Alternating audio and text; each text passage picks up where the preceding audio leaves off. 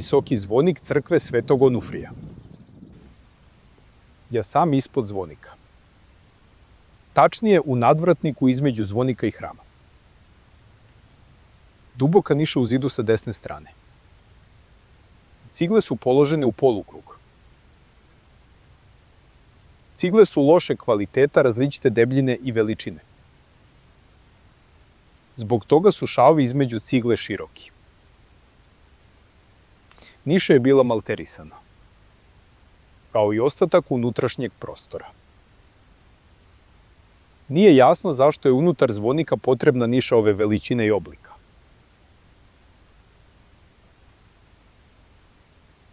Na drugoj strani je prolaz iz stepenice do vrha. Ovaj odlomak nije simetričan u odnosu na nišu.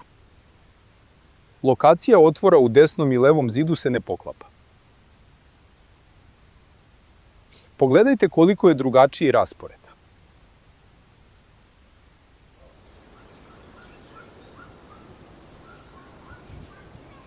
Postoji razlike na vrhu. Svodovi nisu simetrični. Svodovi se takođe ne podudaraju po veličini i lokaciji. Niša je mnogo veća od prolaza. Niša je viša i šira. Da biste se popeli na stepenice, morate se mnogo sagnuti. Možete stajati u punoj visini u niši. Obično ljudi kažu da je ovde postavljena skulptura. Ali pogledajmo crkvu s polja. Na spoljnim zidovima zvonika nema niša. Na fasadi zgrade nema niša za skulpture. Na spoljnim bočnim zidovima nema ni jedne niše. U zidovima sa oltarske strane nema niša. Unutar hrama takođe nema niša za skulpture. Generalno, nigde nema sličnih niša za skulpturu ljudske veličine.